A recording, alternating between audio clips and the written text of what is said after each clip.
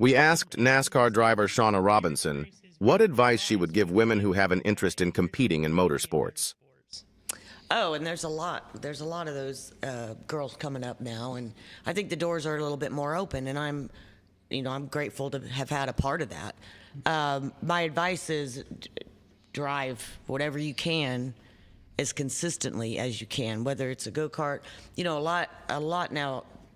Fortunately, you have a lot of families that support their daughters and sons or their kids to get involved in the sport. So you're seeing a lot more starting at a young age, whether it be a go-kart or at some little track locally that they run in, and to get the opportunity to move up. And I know now, I think, Ford that's opening some doors and some sponsorships coming in, but it's to have your butt in the seat as often as you can and not make it about the media or the fact that you're a girl. I think a lot of these young girls, it's about racing. It's not about the fact that they're a girl.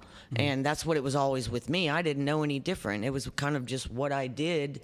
And that's mainly because of my dad and my family and the childhood that I grew up with in the Midwest. But I think that it's just being serious about what you're doing and trying to get in a consistent situation that you can race as often as you can race, all the time. Yeah, and also nowadays they have the video cams that can get you, or iRacing, I guess I should say, that can get you prepared in certain ways. Have you ever done any of the iRacing? No, Okay. No, I didn't. That was starting about the time that I was kind of going out of it, but I didn't plan on going out of it. In 2005, I think was the last year I ran anything, and I didn't plan on that. I think it was just more the equipment and the time frame of where I was in the caliber of equipment that I was in. Safety wise and all. Yeah, it wasn't in. I wasn't a starting park, and I never wanted to be a starting park, and I was never going to be a starting park. And if you asked me to be a starting park, I'm going to say no. Right. And it'd be better to walk away from a deal than to. I didn't show up at the racetrack just because, I'm a driver. Look at me. It was more about being competitive. And I think when I did have the consistency with David Watson, when I got in the dash cars in the very beginning, I mean, we were competitive every racetrack we went to in that series. And that was a series that at the time, Davey Allison had come through, Michael Waltrip had come through. Now it's moved on to more. Now you're seeing more like an ARCA type deal, or even these short track races we were just talking about, that you'll see drivers up and coming through. And having that consistency with Michael Cranifus, we had consistency and good equipment, and that's the opportunities that got me to the next opportunity. You had to drive some junk to get to the fact to drive something better. Sure. I mean, you had to show that you could. It wasn't like, but that's what it's about. You got to get in the opportunity to get to the next better opportunity. Right. And it's not easy. There's only so many people that get to that level, especially the cup level. There's only so many people that make it to that level. So going through those steps, I would say probably impatience was one of my worst qualities of wanting to move out of the dash cars and into the Busch series, and doing that so quickly that I didn't have full season rides. And I'll tell you, that's one advice for any racer, that get into a full season situation. Even if it's a lower level, get into a full season situation, because if you're running a limited schedule and you're expected to compete against people that are running a full schedule, you're on a treadmill. Yeah. And you might get better in your own area, you're going to improve, but you're never going to catch up and be in that points battle or be in that situation to where you can keep going. You just but people expect the same from you. What if it's an opportunity where you're in going to be a second driver on the team? I had that opportunity once, and my dad had absolutely no part of it. He was like, no, we're not doing it. Right. And this was when I was in the trucks, and it was J.D. Stacy at the time was wanting, it was Robin Dallenbach. This was way back, and I didn't know her, but she was running for J.D. Stacy, and they wanted to do an A-B team, and it wasn't anything to do with the people or anything. It was just my dad was like, no, we're not going to do that. And it was just kind of more focusing on what you want to do and getting the opportunity to do it. So Yeah. that's where the dash cars came into play. Mm-hmm. Yeah, Getting and the that chance was to run that. when you moved to Boone and you got into Yeah. dash cars. And was it Pat Patterson? Yeah, Pat Patterson was the one who introduced.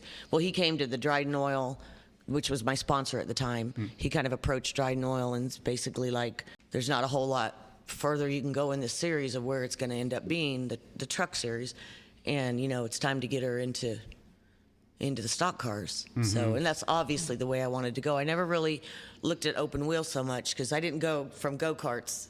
I went from 10,000 pounds to 2,300 pounds. Yeah. So that was the transition, which I think for me, it helped me a lot in being able to transition quickly from track to track to track. So one weekend I might run a mile asphalt, the next weekend it might be a mile dirt, the next weekend it might be a half mile dirt, half mile asphalt. So you had to quickly learn the racetrack and learn your groove and your line, and it was practice, qualify, race. So Well, I got a good that was driver a lot of question. good in that. training. Yeah, since you went from the heavy to the lighter, did you Yeah. like your car to push a little bit, like to be pushing and versus being loose?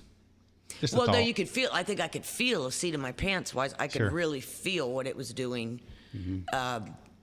I'll tell you, the trucks, like, people have a hard time maybe getting an idea, but when we really modified them, lightened the fiberglass shell, the tires were more racing like tires. They were race. I mean, they were race trucks. They were fast, and you'd slide sideways in the corners, and the throttle you'd pick up real quick. So it was something to where I think it helped me to go from the heavier to the lightweight. Sure. Yeah. Helped me feel out the car better and feel what it was doing. All right. Whenever you went from the Dash Series, then your opportunity came. Was it what year would that have been? You were racing the Dash. I did the Dash 88 and 89. Okay. And then 90s when I kind of went into limited. I drove for Huffman at Hickory, who was in the Sparky's car. And that was when I was living in Spartanburg. Oh yeah. I moved from Boone to Spartanburg and did some limited stuff with Dwight Huffman and then Ronnie Silver out of Asheville.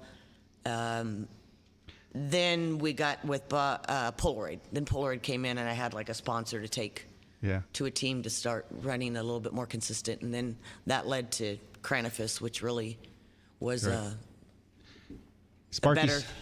Let's go back to Sparky's right quick. Sparky's hot dogs, right?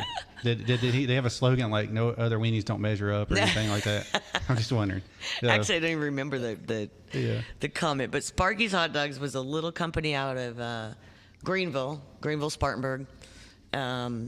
Philip Babb was the owner at the time, and I don't think they're out there anymore. But it was kind of funny because, I mean, I wouldn't recommend that anybody do this, but I was actually working in a staffing company office. I was the manager of the staffing company, and I was never really good at having a normal job.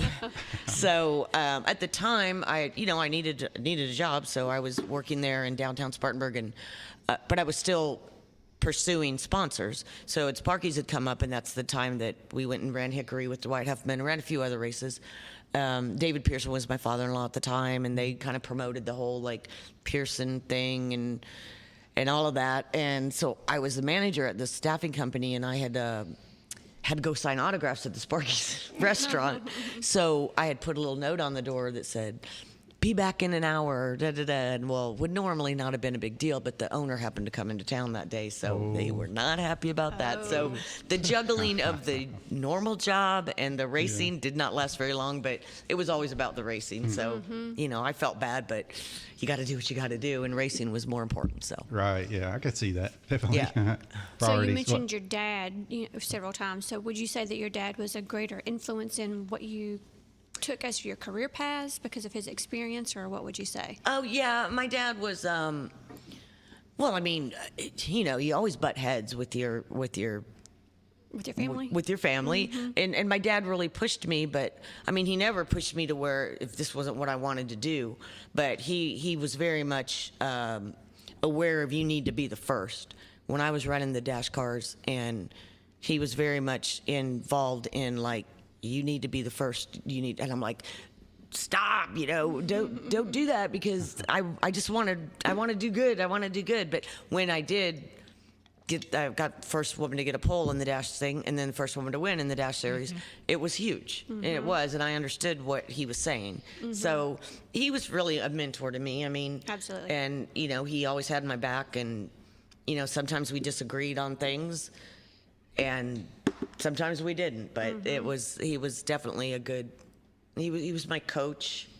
Having somebody that that's got your back and yeah. trusts you and knows the spirit within you. Right, he has And, your best yeah, he interests did at that. heart. And he knew how to push my buttons. He knew exactly. And put in a dare on me or Oh, yeah. saying I couldn't do something. Well, he knew exactly what that meant. It's called reverse psychology. Oh, yep. And he was good at it.